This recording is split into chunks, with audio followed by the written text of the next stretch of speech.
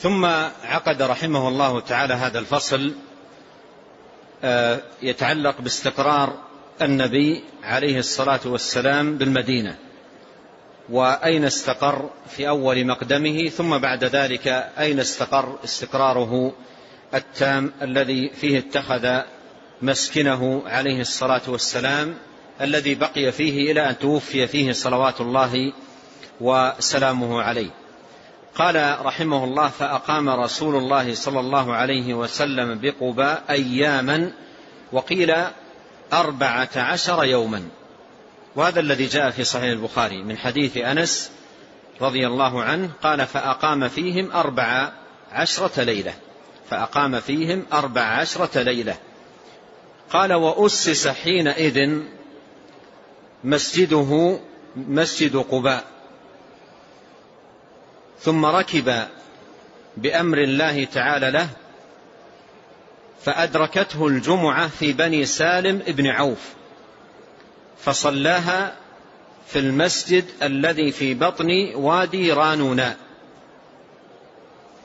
ولهذا قيل في بعض كتب السير أن هذه أول جمعة صلاها صلى الله عليه وسلم في المدينة. قال: ورغب إليه أهل تلك الدار أن ينزل عليهم، فقال: دعوها فإنها مأمورة. دعوها أي الناقة، فإنها مأمورة أي في موضع تستقر فيه، هو موطن استقرار النبي صلى الله عليه وسلم. فلم تزل ناقته سائرة به، لا يمر بدار من دور الأنصار إلا رغبوا إليه في النزول عليهم، فيقول: دعوها فإنها مأمورة.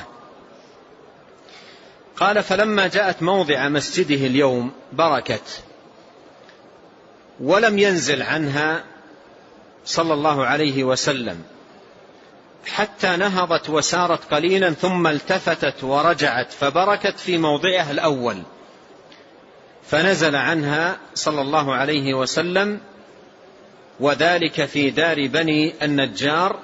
فحمل أبو أيوب الأنصاري رضي الله عنه رحل رسول الله صلى الله عليه وسلم إلى منزله. جاء في صحيح مسلم أن الناس تنازعوا أيهم ينزل عليه رسول الله صلى الله عليه وسلم لما استقرت، فقال: أنزلوا على بني النجار أخوال عبد المطلب، أكرمهم بذلك. وأيضا جاء في بعض الروايات أنه سأل عليه الصلاة والسلام عن أقرب بيوتهم بيتا إلى مكان استقرار الناقة، فكان بيت أبا أيوب الأنصاري، فحمل أبو أيوب رحل رسول الله صلى الله عليه وسلم إلى منزله. وجاء في بعض الروايات أنه صلى الله عليه وسلم أقام فيه 7 أشهر، إلى أن بنى بيوته عليه الصلاة والسلام الملاصقة للمسجد، وأسكن فيها آله، وبقي فيها عليه الصلاة والسلام إلى أن توفي ودفن فيها صلوات الله وسلامه عليه. قال: واشترى رسول الله صلى الله عليه وسلم موضع المسجد، وكان مربدا ليتيمين، وبناه مسجدا فهو مسجده الآن. وبني لآل رسول الله عليه الصلاة والسلام حجر إلى جانبه، حجر إلى جانبه أي إلى جانب مسجده صلوات الله وسلامه عليه من الناحية الشرقية عن المسجد. جاء في صحيح البخاري في الكلام على الموضع الذي بنى فيه عليه الصلاة والسلام المسجد، قال: وكان مربدا لسهل وسهيل، مربدا للتمر لسهل وسهيل، غلامين يتيمين من الأنصار، في حجر أسعد بن زرارة. ثم دعاهما أي الرسول عليه الصلاة والسلام وساومهما عليه ليتخذه مسجدا، فقال بل نهبه لك يا رسول الله، ثم بناه مسجدا وطفق عليه الصلاة والسلام معهم ينقل اللبن لبناء المسجد، وكانوا يرددون اللهم لا عيش إلا عيش الآخرة فاغفر اللهم للأنصار والمهاجر، وكان يردد ذلك معهم صلوات الله وسلامه عليه. قال وأما علي فأقام بمكة ريثما أدى عن رسول الله صلى الله عليه وسلم الودائع التي كانت عنده وغير ذلك، ثم لحق برسول الله صلى الله عليه وسلم وغير ذلك أي من الأعمال التي تخصه أو التي وكل إليه رسول الله صلى الله عليه وسلم القيام بها. وهنا تأمل فائدة عظيمة جدا. النبي عليه الصلاة والسلام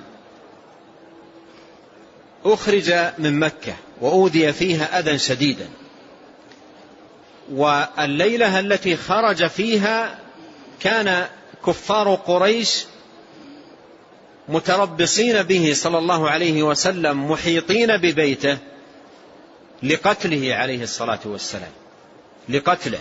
فتأمل هذا جيدا، يعني أوذي في هذا البلد أذى عظيما، والليلة التي خرج فيها من ذلك البلد كان كفار قريش محيطين ببيته بغية وقصد قتله صلوات الله وسلامه عليه، وتعرض إلى صنوف وأنواع من الأذى والسب والشتم، ومع ذلك يبقي عليا لإعادة الودائع، كل وديعة، لأنهم كانوا يأتمنونه ومعروفا بالأمين، وإذا كان أحدهم لديه شيء يريد أن يحفظه لا يجد أمثل من النبي عليه الصلاة والسلام، معروفا عندهم بالأمانة، ولهذا كان عنده ودائع كثيرة للناس.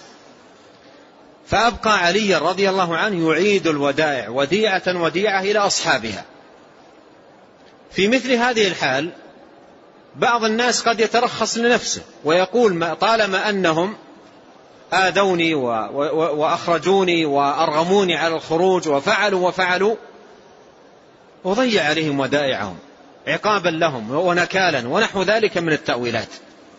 لكن تأمل أمانة النبي عليه الصلاة والسلام العظيمة، وهذه مدرسة حقيقة عظيمة جدا في حفظ الأمانة ورعايتها، ولو كان في أحلك الظروف، ولو كان في أشد الأحوال.